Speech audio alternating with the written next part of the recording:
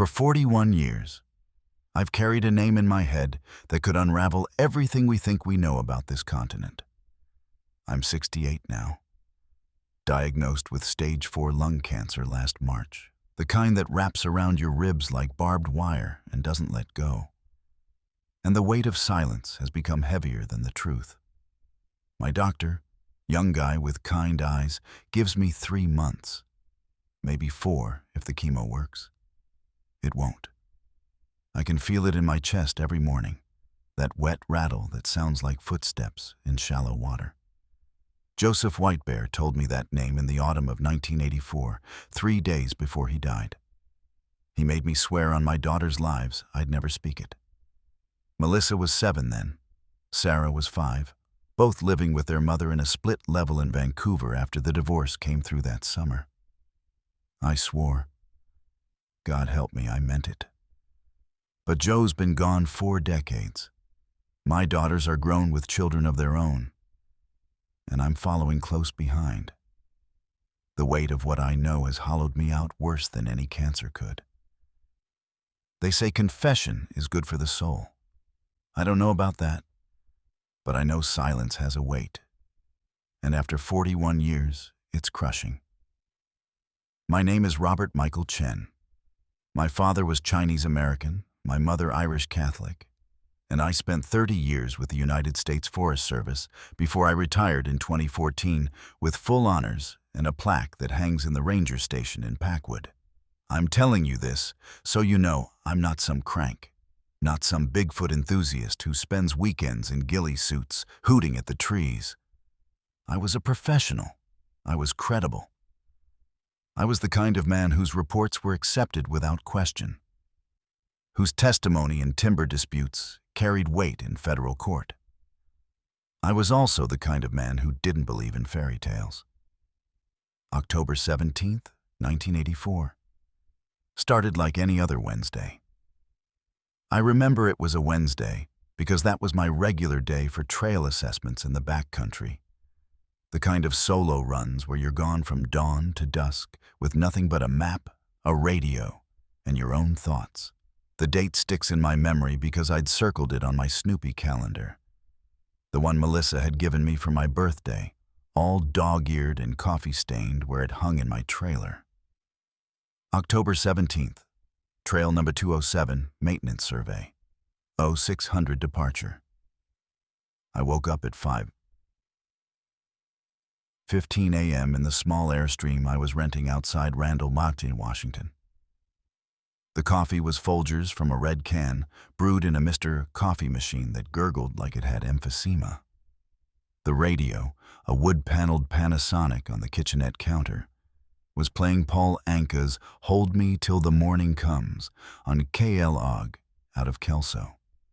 I remember that specifically because I'd never liked Paul Anka.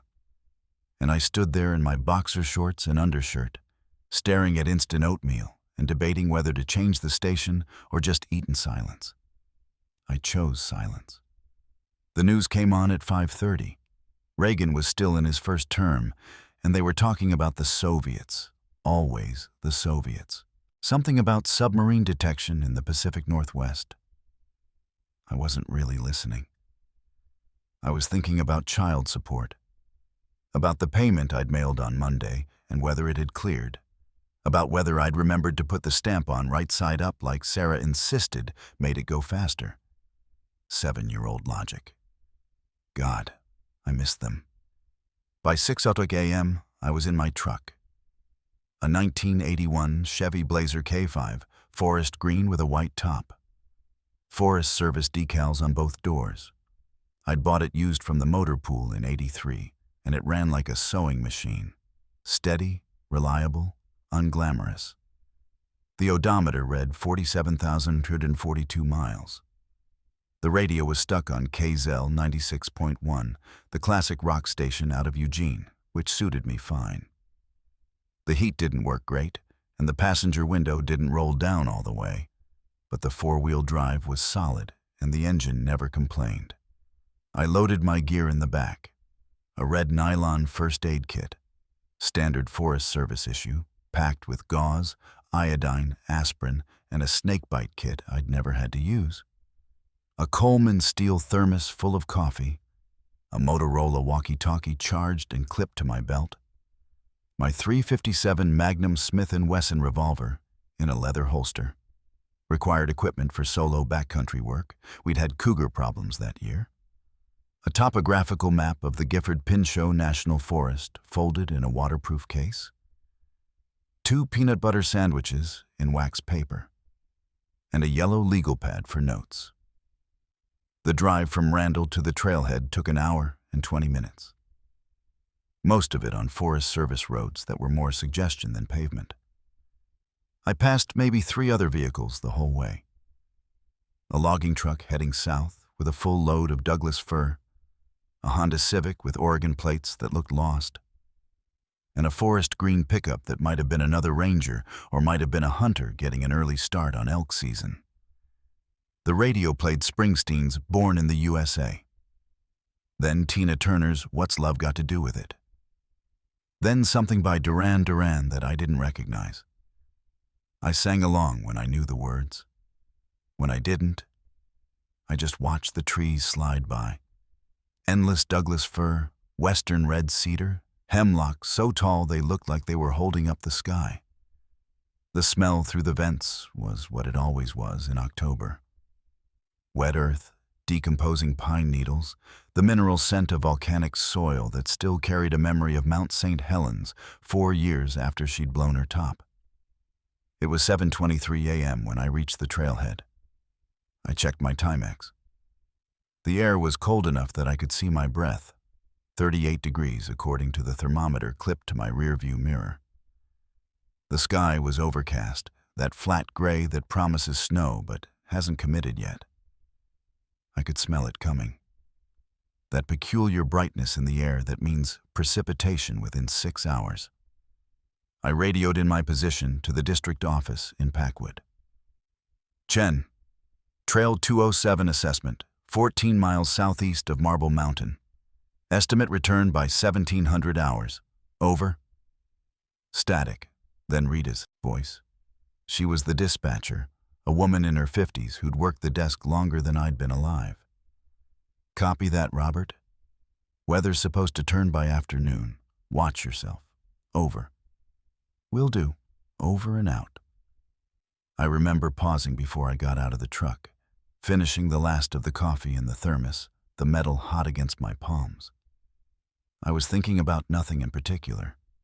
Maybe about stopping by the trailer park office to check if I'd gotten any mail. Maybe about whether Melissa would want to go to a movie that weekend if I could get custody. Maybe about nothing at all. That's what I remember most about that morning. How unremarkable it was. How ordinary. The way every single day feels before it becomes the day that splits your life into before and after. I locked the truck, habit, even though we were 14 miles from the nearest human being.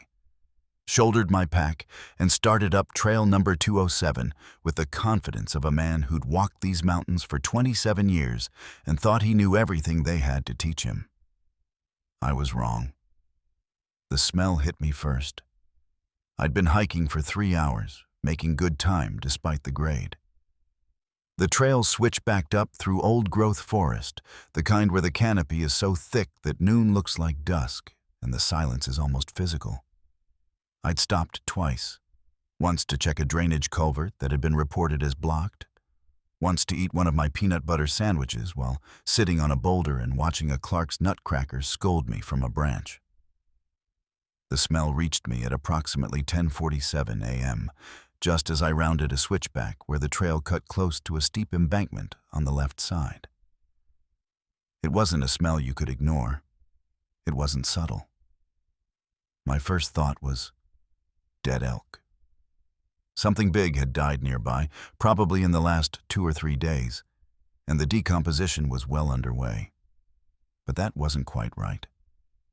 Carrion has a sweet rot quality, organic and almost floral in its decay.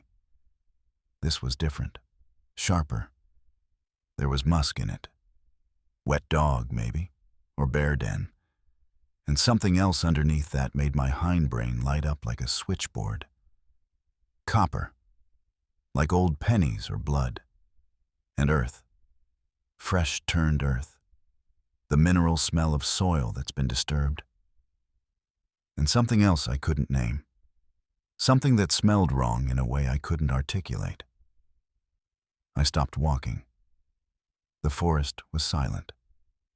That's what registered second, after the smell. The complete and total absence of sound. No birds, no squirrels chittering in the branches, no wind moving through the canopy, just the sound of my own breathing and the faint creak of my pack as I shifted my weight. Any ranger worth his badge knows that silence. It's what the woods sound like when a predator is present. Every prey animal within a quarter-mile radius shuts up and freezes, waiting to see if death is coming for them. My hand moved to the .357 on my hip. I didn't draw it. Not yet. But I felt the walnut grip under my palm, felt the snap of the holster with my thumb. Ready. I scanned the tree line. Nothing. Just the usual tangle of sword fern, salal, and Oregon grape disappearing into the shadows between the trunks.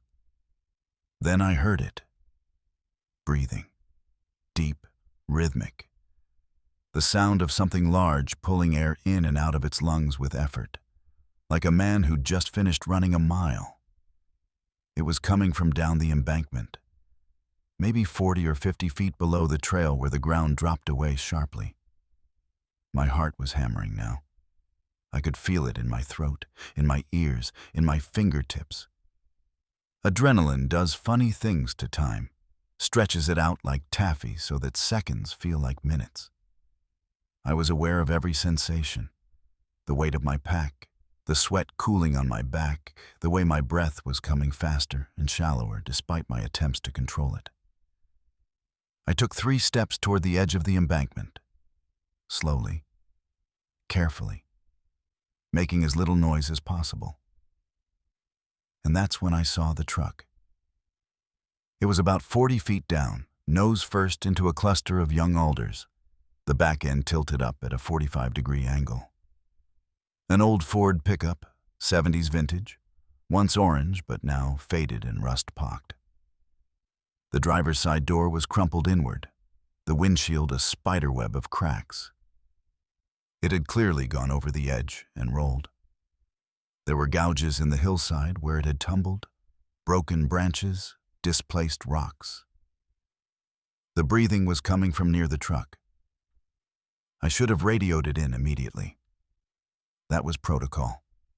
Vehicle accident, possible injuries, call for backup and medevac. But something stopped me. Maybe it was the smell. Maybe it was the silence. Maybe it was some instinct left over from when we were prey animals ourselves. Some ancient part of my brain screaming, "Don't move!"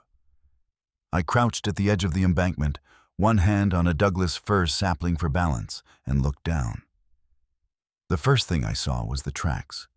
They were in the mud near the truck, clear as day. 5-toed, humanoid, but massive. Each print was at least 18 inches long and 8 inches wide at the ball of the foot. The stride length between them was 6 feet, maybe more. I felt my scalp prickle, felt every hair on my arm stand up. I'd seen bear tracks before. Black bear, grizzly, even the occasional print from a juvenile that looked eerily human. These weren't bear tracks. The toes were too long, too defined. The arch was too pronounced. The heel was round, not elongated. They looked like human footprints. If humans were 9 feet tall and weighed 500 pounds. The breathing hitched, became faster, shallower, distressed. And then I saw it. Him, for the first time. He was sitting with his back against the far side of the truck bed, partially obscured by the alders. At first, my brain tried to make it make sense, tried to turn it into something familiar. A man in a fur coat, a bear, a trick of shadow and light. But the longer I looked, the less sense it made.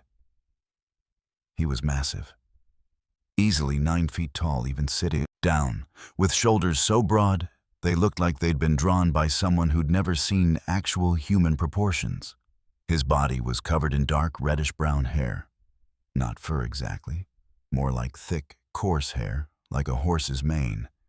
And his limbs were too long, too powerful, proportioned like an ape's, but built for upright walking. But it was the face that stopped my heart. It wasn't a bear's face. It wasn't an ape's face.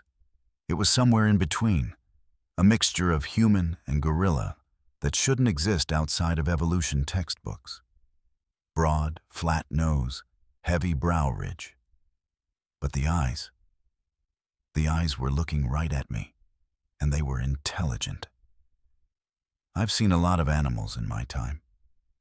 I've locked eyes with cougars, with bears, with wolves. Animal eyes are black holes. There's instinct there, calculation of threat versus opportunity, but no real thought, no awareness. These eyes were different. They were dark brown, almost black, and they were filled with what I can only describe as sorrow. Ancient, weary sorrow. And something else. Wariness. Evaluation. The look a wounded soldier might give an unknown person approaching their position. He was cradling his left arm. It was wrapped in what looked like a red flannel shirt, torn and blood-stained, fashioned into a crude sling. The arm hung at an odd angle, broken, dislocated, or both. His chest rose and fell with that labored breathing I'd heard, and now I could see why. There were lacerations across his ribs, deep furrows where something, metal, glass, the truck's frame, had gouged the flesh. He'd been in the truck when it went over, or he'd tried to help whoever was in the truck. Either way, he was hurt. Badly. And he was watching me with the patience of something that has been hunted before. My hand was still on the revolver. My fingers were shaking. I could feel my pulse in my teeth. Every rational thought in my head was screaming, "This isn't possible. This doesn't exist. You're having a stroke, heat exhaustion, a psychotic break." But he was there, solid, real. The smell of him, musk and copper and turned earth, was overwhelming even from 40 feet away. And then I heard a voice. Human. Weak. Coming from inside the truck cab. "Don't move." I tore my eyes away from the creature, from him, and focused on the truck. The driver's side door was partially open, and I could see a hand, weathered and dark-skinned, gripping the edge of the seat. "Help!" The voice was male, elderly, strained with pain. "Please. Can't feel my legs." The creature made a sound. Not a growl, not a roar. A low, rumbling vocalization that came from deep in his chest, almost like speech, but in a register too low and too complex for human vocal cords. And his eyes tracked from me to the truck, then back to me. The message was clear. The man in the truck is mine. Come closer, and we have a problem. My hand left the revolver. I don't know why. Maybe because I saw the pain in his face. Maybe because something in those eyes told me he wasn't going to attack unless I gave him a reason. Maybe because I was a ranger, and someone was hurt. And that's what you do. You help. I held up both hands, palms out, the universal gesture of non-aggression. "Okay," I said. My voice came out hoarse. I cleared my throat, tried again. "Okay, I'm going to come down there. Slowly. I'm a ranger. Forest Service. I have medical supplies. I'm not going to hurt anyone." The creature didn't move, just watched me with those impossibly sad eyes. I took my first step down the embankment. Getting down that slope was the longest 100 feet of my life. I moved slowly, keeping my hands visible, watching him watch me. My boots slipped twice on the wet leaves and volcanic soil. Each time I stumbled, he tensed. His good hand splayed out against the truck bed, knuckles the size of walnuts, tendons standing out like cables. But he didn't stand, didn't charge, just waited. The smell got worse as I descended. Not worse, more complex. Underneath the musk and copper, I could detect sweat, real human-like sweat, and something medicinal, almost antiseptic, like the way a hospital smells under the disinfectant. When I was about 20 feet away, I stopped. This close, I could see details that my brain didn't want to process. His hands weren't paws. They were hands. 4 fingers and a thumb, same as mine. But each finger was as thick as a broom handle. The nails were dark, more like flattened claws, but definitely nails. His feet, bare, enormous, had the same arrangement. 5 toes, an arch. The musculature of the calf and thigh suggested habitual bipedal locomotion, not the knuckle walking of a gorilla. This was a person, not a human, but a person. "Sir?" I called toward the truck, not taking my eyes off the creature. "Can you hear me? I'm Robert Chen, Forest Service Ranger. What's your name?" A wet, rattling cough from inside the cab. "Joseph Whitebear. Truck went over, maybe an hour ago. Can't move my legs. Think my hip is broken." "Okay, Joseph, okay. I'm going to get you out of there. But I need to." I gestured helplessly toward the creature. Is he going to let me help you?"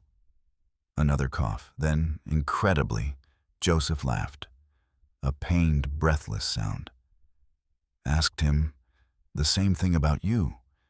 He says, "You didn't shoot. That's a good sign." He says, "Come closer. Look at me. Then we'll talk." I edged around the truck bed, giving the creature as wide a berth as possible. He tracked my movement with his head, slow, deliberate, like a security camera. No sudden movements, no aggression, just observation. When I reached the driver's side door, I finally saw Joseph Whitebear clearly. He was old, ancient really. I'd later learn he was 84, but in that moment he looked both older and somehow ageless. Cowlitz tribe, with skin like worn leather and long gray hair pulled back in a braid that had come half undone.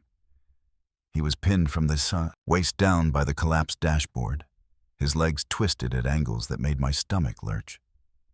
Blood on his temple, more blood soaking through his jeans.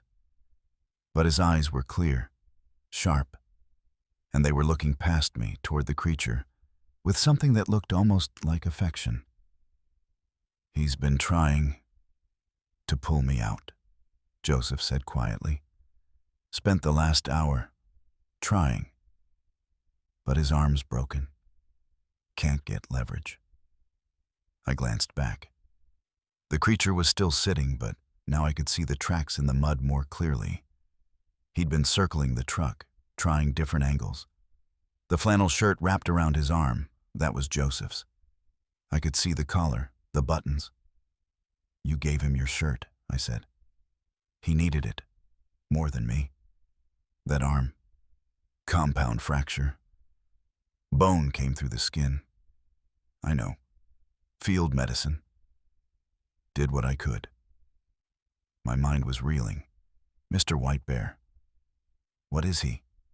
"Later, help me first, then I'll tell you everything. That's why he let you come down." I told him I'd explain. "That you deserve to know." I set my pack down, hands shaking, and pulled out the first aid kit. The creature's eyes followed my every movement. I was intensely aware of how close he was, maybe 15 feet. If he wanted to, he could close that distance in less than a second. But when I opened the kit and held up a roll of gauze and the bottle of iodine, his expression changed.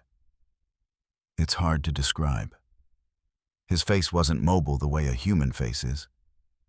The underlying musculature was different, more rigid. But I saw recognition flash through those eyes, and something else. Hope. "You," I said, turning to face him directly. My voice only shook a little. "You're hurt too.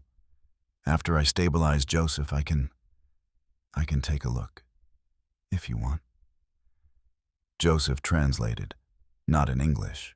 He spoke in what I'd later learn was Cowlitz Salish, a flowing, rhythmic language full of sounds my throat couldn't reproduce. The creature listened. Then, incredibly, he responded.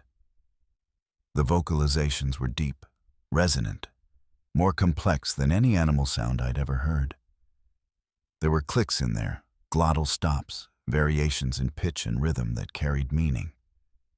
It lasted maybe 15 seconds. Joseph translated. He says, "You're kind. Stupid, but kind." He says most of your people would have shot first. Is he right? Probably. I turned back to Joseph. "Okay, let's get you out of here." It took 45 minutes to free Joseph Whitebear from that truck, and every minute of it I was aware of the creature's presence. He didn't interfere, but he watched. And as I worked, cutting away the dashboard with a folding saw from my pack, stabilizing Joseph's pelvis with boards torn from the truck bed and gauze wrapped around his torso, administering aspirin for the pain, the creature edged closer, not threatening, curious. When I used the iodine to clean a gash on Joseph's temple, the creature made a soft sound, almost like a question. Joseph said something in Salish. The creature responded, longer this time, more animated. "What did he say?" I asked, keeping my voice low, non-threatening. "He asked what the brown liquid was. I told him antiseptic. He says his people use moss and tree resin. Works almost as well." His people? I paused, the iodine bottle halfway back to my kit. His people. You're saying there are more? There have always been more. The Cowlitz. We've known for centuries. Before contact, before Lewis and Clark, before the Spanish. They were here first. We came second. Your people came third. The creature vocalized again. Joseph smiled. Actually smiled, despite his broken body. He says, "You're gentle for such a nervous creature. He can hear your heartbeat from here, like a hummingbird." "Tell him I'm terrified," Joseph translated. The creature's response was shorter, softer. He says, "Good. Fear is honest. He's terrified too, of you, of what you could do if you left here and talked." That landed like a stone in my stomach. "I'm not going to..." He knows. He's watching you. The way you move. The way you haven't reached for your weapon since you came down. He says you have kind eyes. Those are his words. Kind eyes. Kind eyes. I looked at the creature. Really looked. For the first time. Past the impossible size and the face that shouldn't exist. I looked at the way he was cradling his arm, at the exhaustion in his posture, at the blood. His blood, Joseph's blood, that stained his hands and chest. He'd been trying to save Joseph for an hour. With a broken arm and lacerated ribs. He could have fled. Probably should have, when he heard my footsteps on the trail. But he'd stayed. Because leaving Joseph would have meant Joseph died. Jesus, I whispered. Buddha, in my case, Joseph said. But yes, the sentiment is appropriate. We got Joseph out of the truck just after noon. The sun had broken through the clouds for a brief window, and in the dappled light I could see the extent of his injuries more clearly. Crushed pelvis, possible internal bleeding. He needed a hospital, fast, but there was no way I could carry him up that embankment alone. I was explaining this, talking to myself more than to Joseph, trying to work through the logistics, when the creature stood up. The movement was sudden enough that I flinched, my hand going to the revolver before I could stop myself. But he wasn't moving toward me. He was straightening to his full height, using his good arm to brace against the truck, 9 feet. Easily. Maybe 9.5. His shoulders were so broad he had to turn sideways to move between the alders. And when he took a step forward, toward us, the ground seemed to shake. Every muscle in my body screamed, "Run!" I didn't. Maybe because Joseph put a hand on my arm. "It's okay," he said. "He's going to help." "Help how?" The creature gestured. The movement was unmistakable. He pointed at Joseph, then at the slope, then at himself. He was offering to carry him. "I don't think that's a good—" Joseph cut me off. "Robert, I'm dying. My pelvis is broken, in at least 3 places. I can feel it grinding. If I'm not in a hospital, in the next 2 hours, I bleed out internally. You can't carry me. He can. What if he drops you? What if— Then I die 30 minutes sooner. Let him help." I looked at the creature. He was waiting, patient. And in his eyes I saw something I hadn't expected. Determination. And something else. Something that looked almost like need. He needed this. Needed to be useful. Needed to prove, to me, to himself, maybe to Joseph, that he was more than what my hindbrain insisted he must be. "Okay," I said. "Okay. But slowly. I'll go first, guide you up." What followed was the strangest collaboration of my life. I climbed partway up the embankment, planting my feet on stable rocks and roots, and called back instructions. The creature moved with shocking care, stepping exactly where I indicated, using his good arm to support Joseph against his chest, while somehow maintaining 3 points of contact with the slope. Joseph, barely conscious, had his arms around the creature's neck, his head lolling against that massive shoulder. The smell was overwhelming. Musk and sweat and blood, both human and not. But I stopped noticing after the first 5 minutes. I was too focused on not slipping, on choosing the safest path, on watching the creature's face for signs of pain or exhaustion. Halfway up, he stumbled. His foot slipped on wet moss, and for a heart-stopping moment, I thought they were both going down.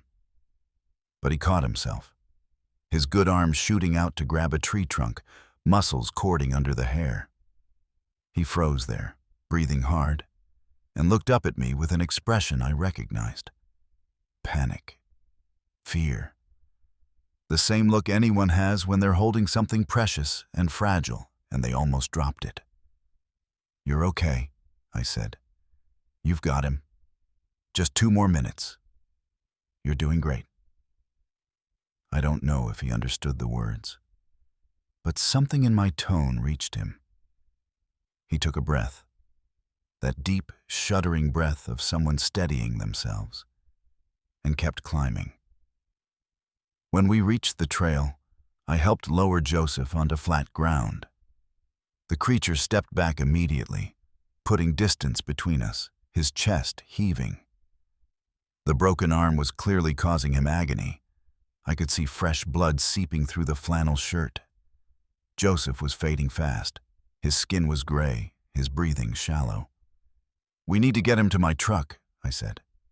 It's half a mile back down the trail. Can you—" The creature was already bending down, already lifting Joseph with a gentleness that seemed impossible for something his size. We made it to the Blazer in 11 minutes. The creature kept pace beside me, never jostling Joseph, adjusting his grip whenever the old man moaned. When we reached the truck, he waited while I opened the tailgate and arranged my sleeping bag as a cushion, then lowered Joseph onto it with the care of someone handling spun glass. Joseph's eyes fluttered open. He looked at the creature, then at me. "Thank you," he whispered. The creature rumbled something. Joseph smiled. He says, "You're welcome. And he's sorry for scaring you. Tell him he didn't scare me. Don't lie to him. He can hear lies, smell them. Your people have been lying to him for 300 years. He appreciates honesty." I swallowed. Tell him he scared me. But tell him I'm glad I met him. And I'm sorry I don't know what to call him. Joseph translated. The creature's response was longer this time, and I heard what sounded almost like sadness in those low, resonant tones. He says, his name wouldn't mean anything to you. Your tongue, your people's tongues, they can't make the sounds.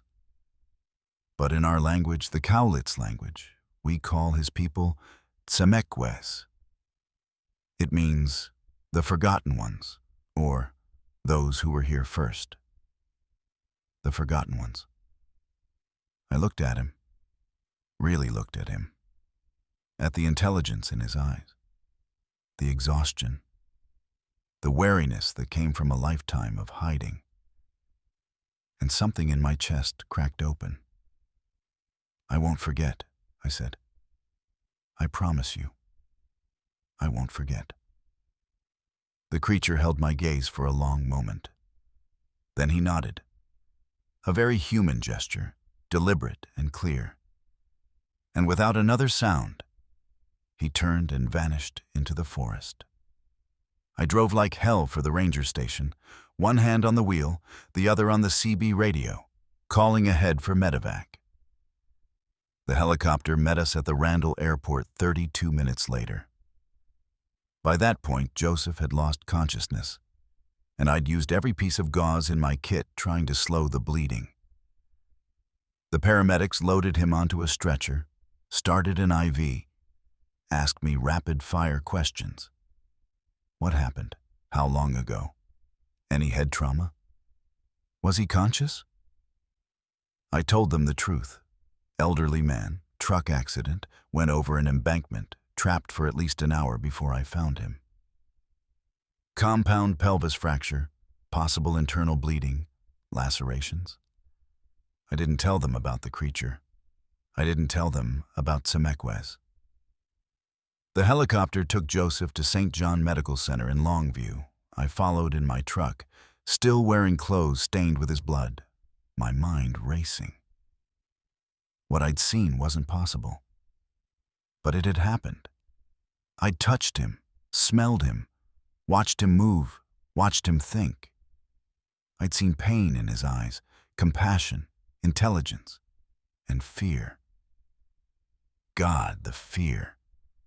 Not fear of me exactly, fear of what I represented, of what I could do. By the time I reached the hospital, it was nearly 5 p.m. The receptionist directed me to the surgical wing. Joseph was in emergency surgery. They were trying to stabilize the pelvis, stop the internal bleeding. The doctor who briefed me was young, tired, and blunt. He might make it through the night, maybe. But at his age, with these injuries, I'd notify next of kin. I don't know his next of kin. Then I'd pray. I sat in the waiting room for 3 hours. The TV in the corner was playing the evening news, something about the Soviets, something about the presidential debates, Reagan versus Mondale. I wasn't watching. I was staring at my hands. There was dried blood under my fingernails. At 8:47 p.m., a nurse told me Joseph was out of surgery. Critical condition, but stable. He was awake, and he was asking for me. They let me into his room at 9:10 p.m. He looked like he'd aged 20 years. Tubes running out of his arms, oxygen cannula, monitors beeping softly. But his eyes were open, and when he saw me, he smiled. "Robert," he said. His voice was barely a whisper. "You came." "Of course I came." I pulled up a chair beside the bed. "How are you feeling?" Like a truck fell on me. "Wait, that happened?" He laughed, then winced. "Don't make me laugh. Hurts." "Sorry." We sat in silence for a moment. Then Joseph said, "You have questions?" "A few thousand." "I don't have a few thousand answers, but I'll tell you what I can. What he wants you to know." "He wants me to know?" "He sent me a message after you left. I heard it in my head. That's how they communicate sometimes, over distance. Your scientists would call it telepathy. We call it dreamwalking. It's real. And he used it to tell me. Tell the ranger. Tell him everything. He has kind eyes." My throat tightened. "Joseph, what are they?" "People. Same as you and me. Just older, different. They're another branch on the human family tree. Homo sapiens isn't the only species.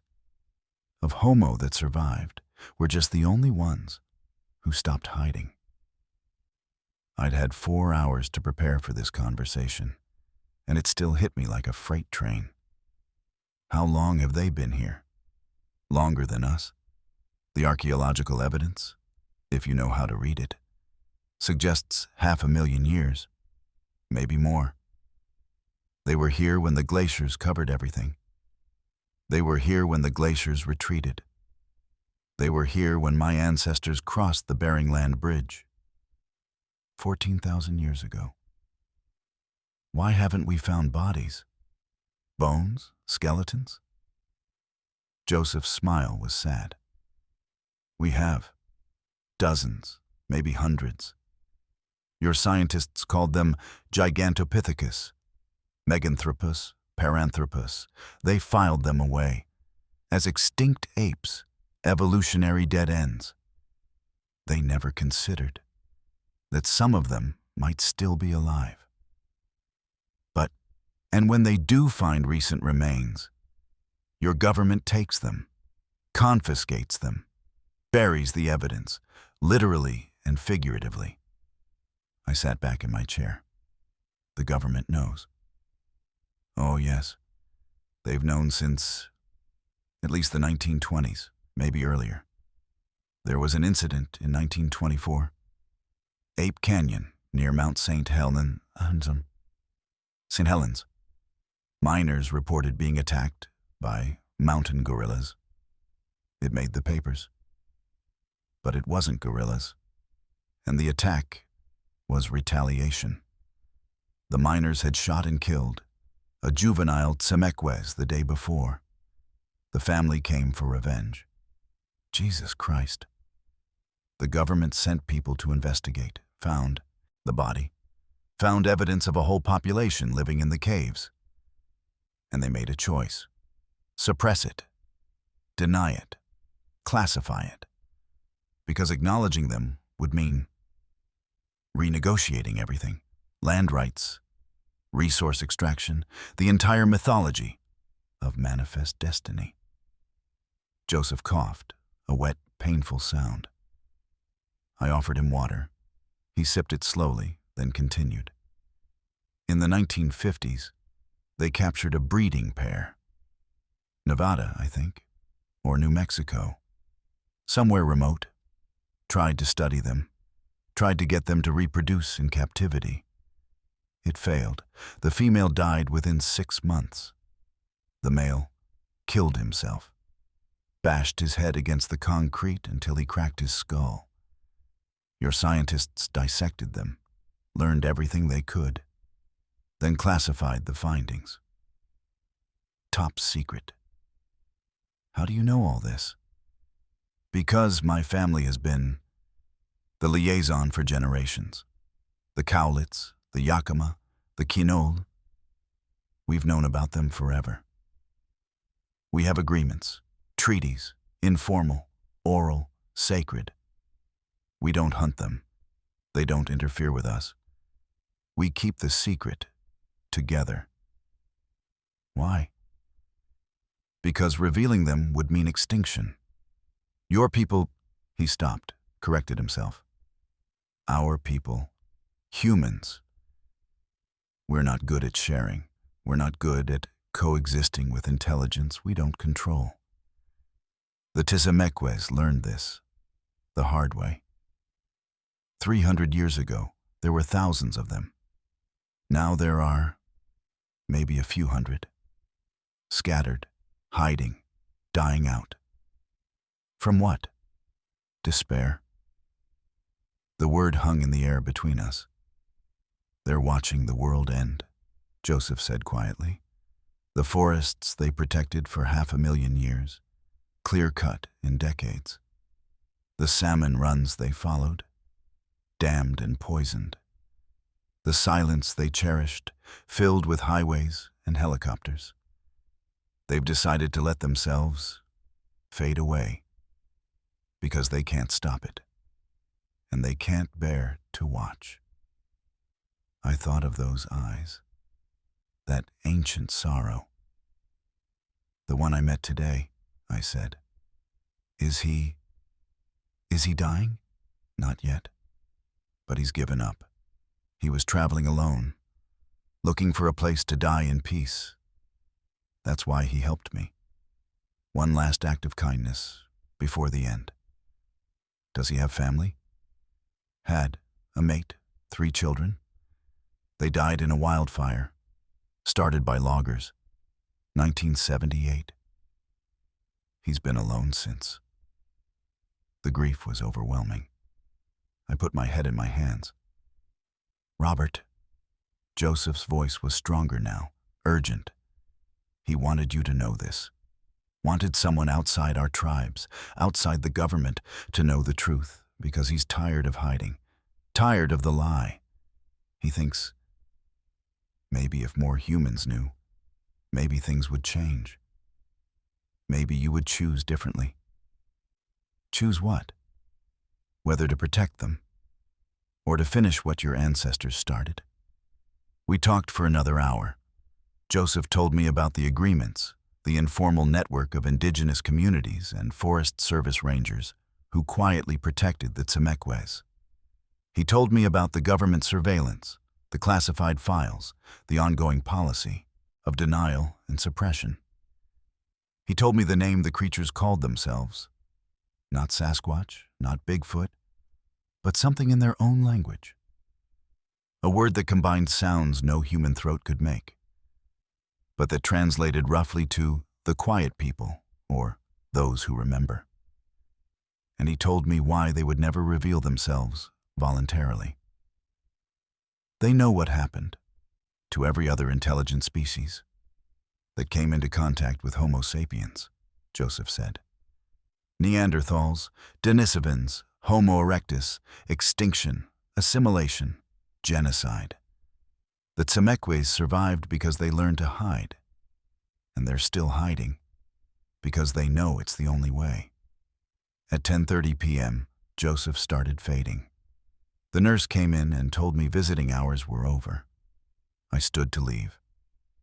Robert, Joseph said, one more thing. Yeah? Don't tell anyone. Not your supervisor, not your ex-wife, not your daughters when they grow up. The government is always listening. They monitor radio frequencies, flag certain keywords. If you talk, they'll find out, and they'll bury you the same way. They bury the evidence. I won't swear it. On your daughters' lives, swear it. I hesitated. Then, I swear. Good. He closed his eyes. I'll hold you to it. Joseph Whitebear died 3 days later, October 20th, 1984, at 3:17 a.m. Complications from surgery, the death certificate said, but I think it was simpler than that. He was 84 years old. He'd kept a secret his entire life, and he'd finally passed it on. He could rest. They came for me on October 22nd, 1984. 2 men in a dark blue sedan with government plates, no agency markings. They showed up at the ranger station in Packwood at 11:30 a.m. while I was filling out paperwork. They flashed badges. Department of Interior, they said, though the badges looked wrong somehow, too generic. Robert Chen, we'd like to ask you a few questions about the incident on October 17th. My supervisor, Jerry Hoskins, looked up from his desk. What incident? The vehicle recovery on Trail 207. Mr. Chen reported it.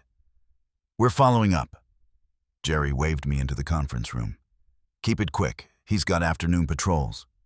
The 2 men followed me in.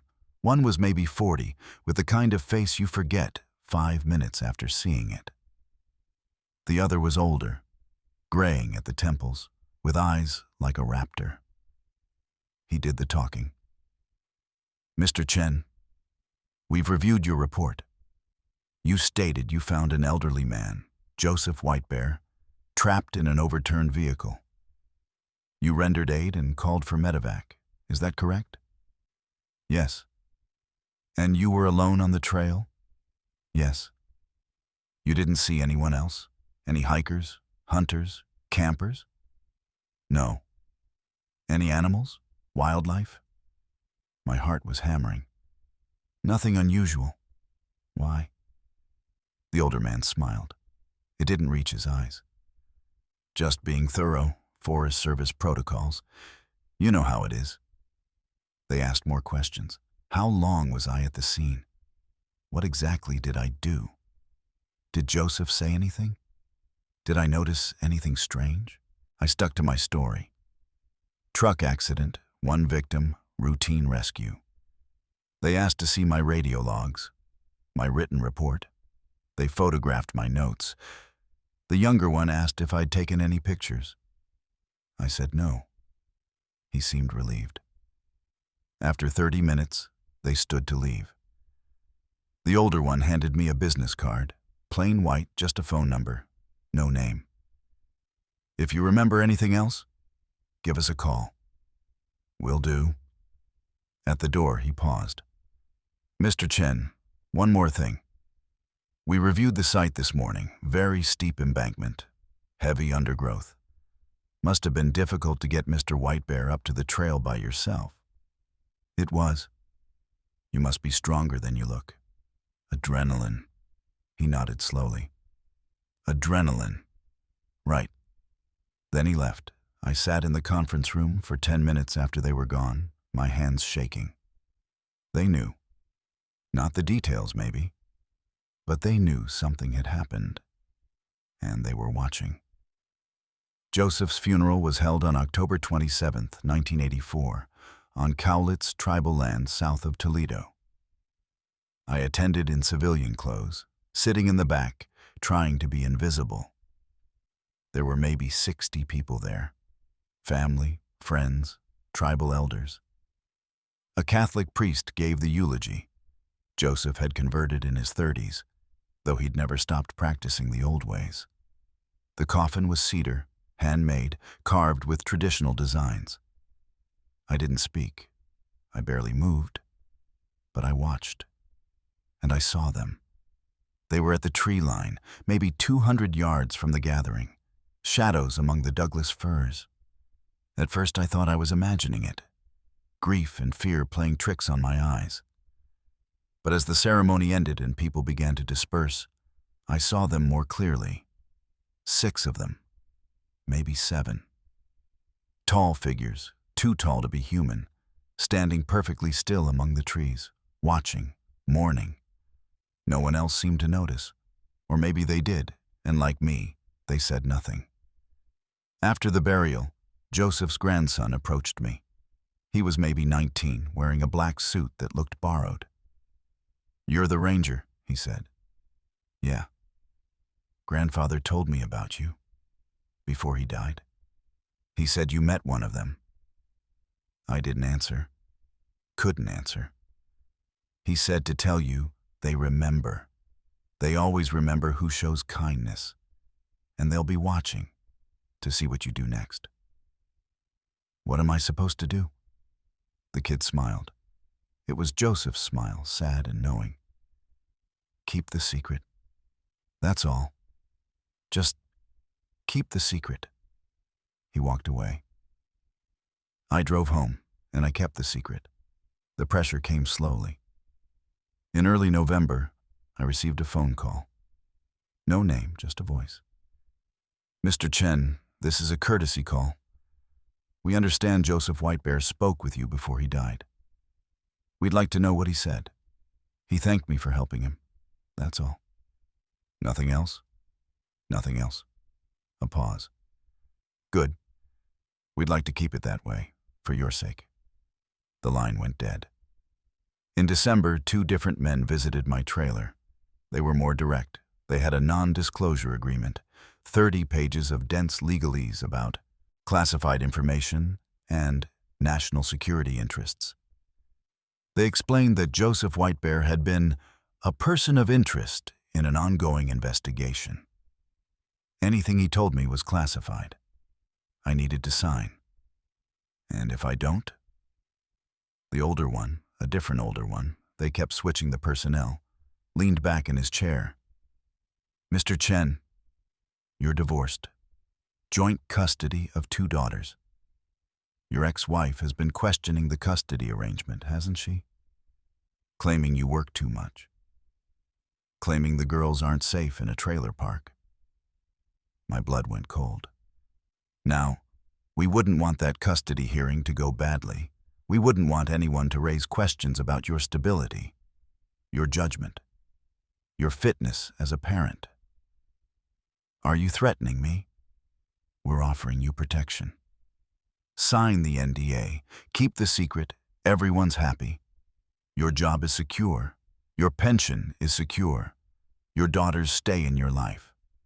But if you talk, if you breathe a word to anyone about what you think you saw, well, people who talk about these things tend to lose credibility.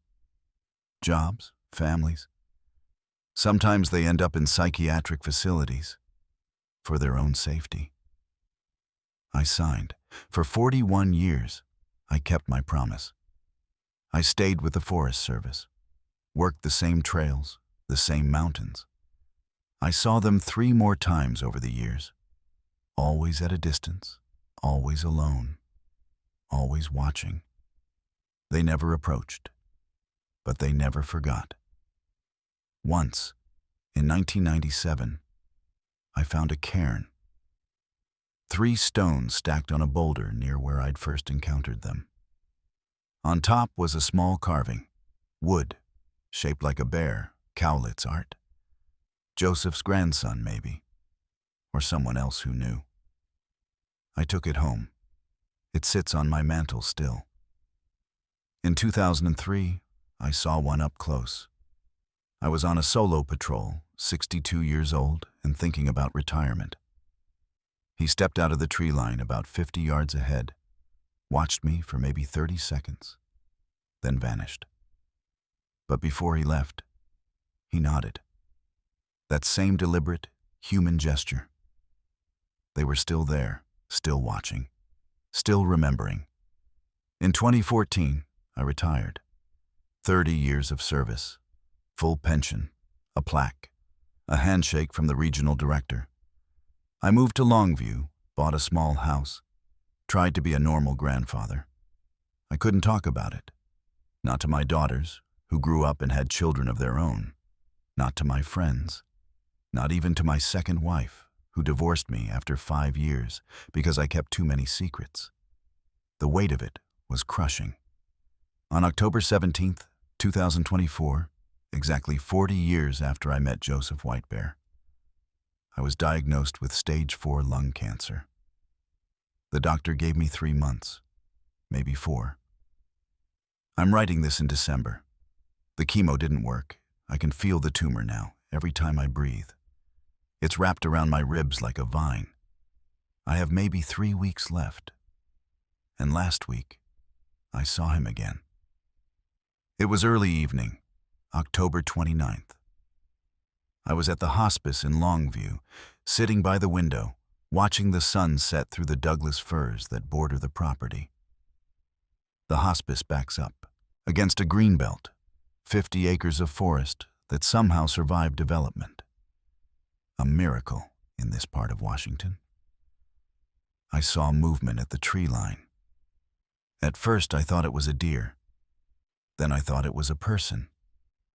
Then I realized what it was. And my heart, my failing, cancerous heart, skipped. He was taller than I remembered. Or maybe I was shorter, age and illness shrinking me down. But the shape was unmistakable, the silhouette. He stood there for maybe 5 minutes, watching my window, watching me.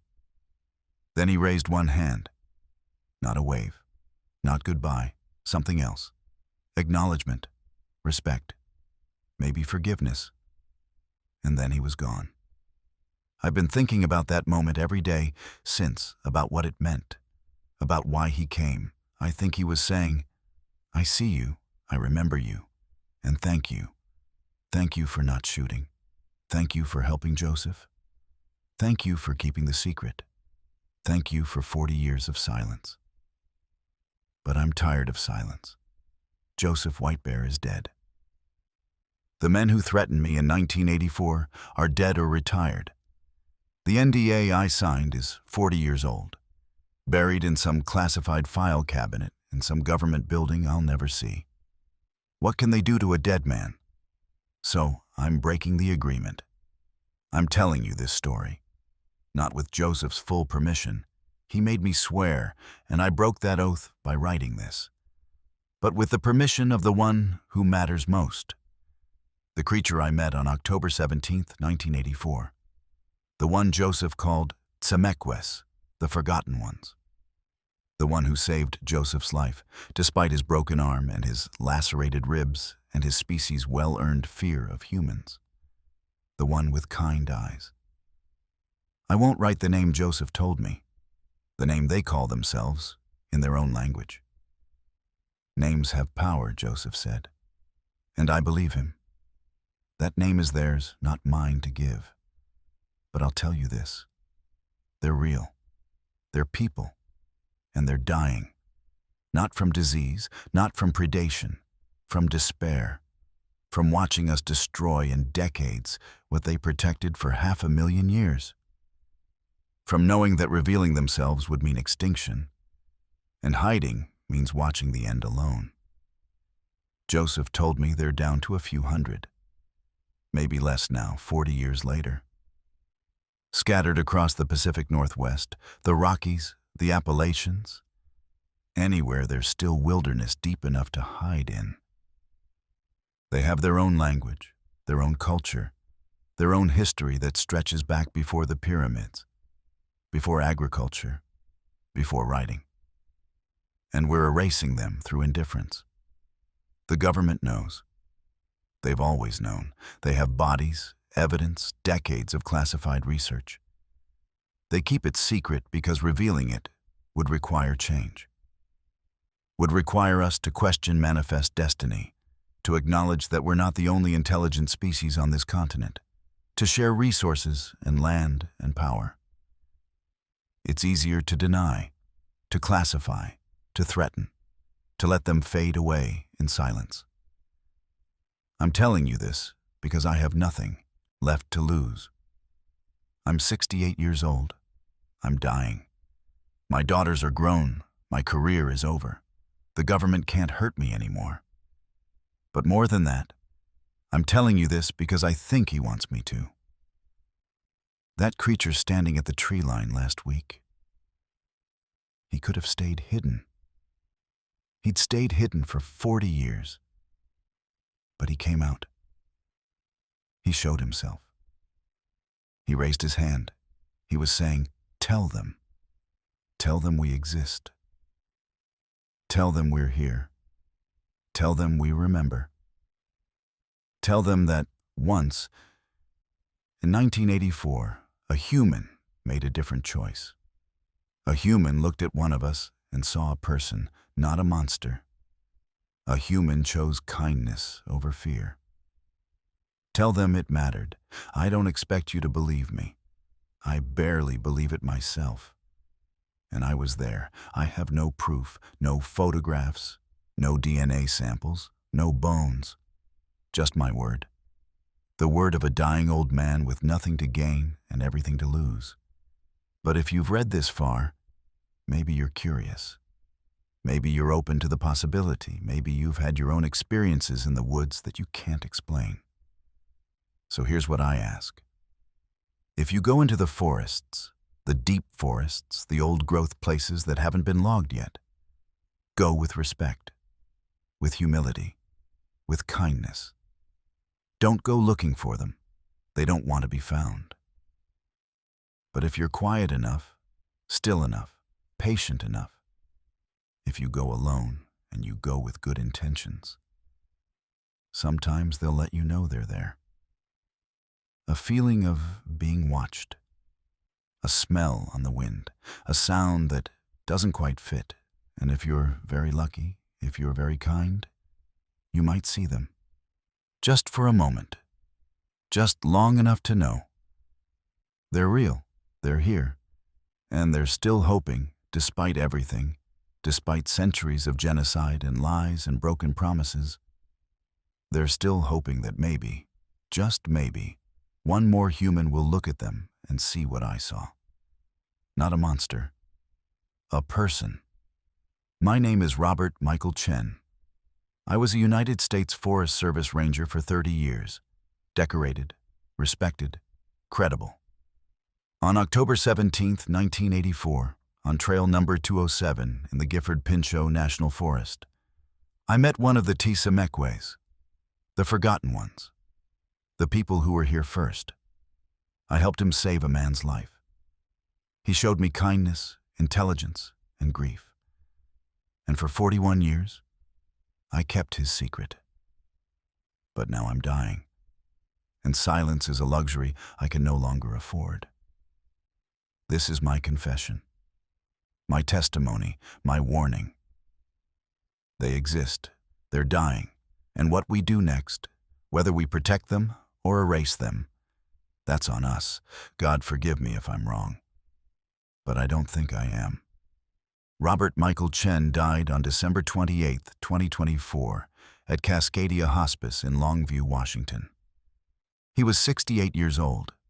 This account was found in his personal effects and published posthumously by his daughter, Melissa Chen Rodriguez, who has chosen to believe her father's story.